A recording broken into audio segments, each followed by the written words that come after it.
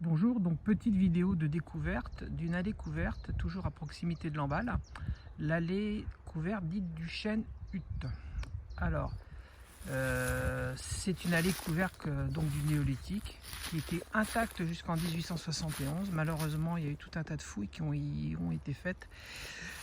Des choses intéressantes ont été trouvées, mais malheureusement, ça a dégradé la structure de l'ensemble et tout s'est plus ou moins effondré.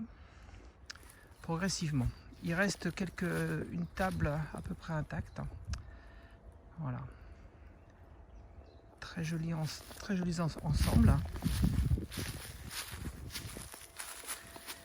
Alors qui fait écho un petit peu au menhir de Guy-Allon qui est vraiment à proximité d'ici. Alors première analyse, il y a une veine d'eau qui traverse l'allée couverte. Donc je vais me mettre face à elle. Voilà. L'allée couverte est orientée est-ouest, donc première verre d'eau, voilà, vers là. Et deuxième veine d'eau, alors c'est assez étrange, et en même temps c'est étrange et logique. Deuxième veine d'eau en fait au niveau des primes verts de ce côté-là. Donc voilà, toujours comme le menhir de Guy-Allon, l'allée couverte est au croisement de deux veines d'eau. Donc une veine d'eau là qui suit ces primes verts.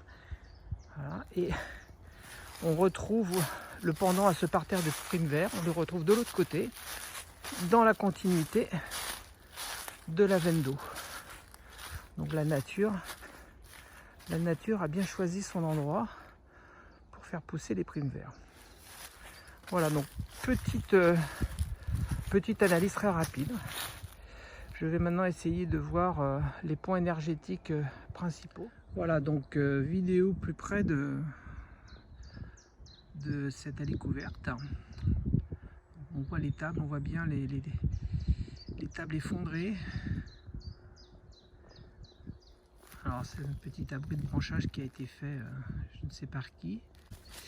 Voilà, alors ce que j'ai pu constater, c'est que le point le plus énergétique, qui rayonne le plus, est situé exactement ici.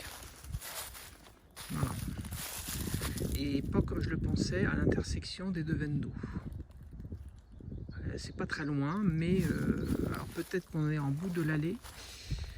Peut-être y avait-il une salle funéraire ou quelque chose de ce style-là. Alors il y a beaucoup de pierres tout autour.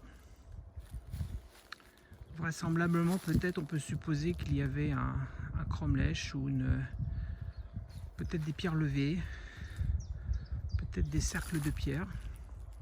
En tout cas, l'endroit est vraiment magique. Alors il y a un amas assez important de pierres à l'autre bout. Je ne sais pas trop ce que c'est, je vais aller voir sur place. Voilà. Très joli avec la nature, le printemps qui pointe le bout de son nez.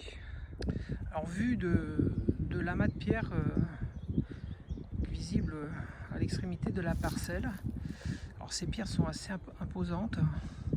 Je pense pas qu'elles sont là par hasard ou par un effet géologique, elles ont dû être mises là par l'homme et tout a dû être bien évidemment bouleversé au fil du temps.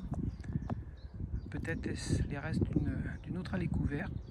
Peut-être y avait-il ici un tumulus assez imposant avec plusieurs allées couvertes, plusieurs allées centrales, pardon, comme il en existe quelques-uns en Bretagne et en France.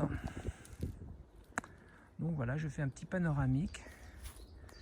Toujours cet endroit très apaisant, très calme, avec toutes ces pierres et cette allée couverte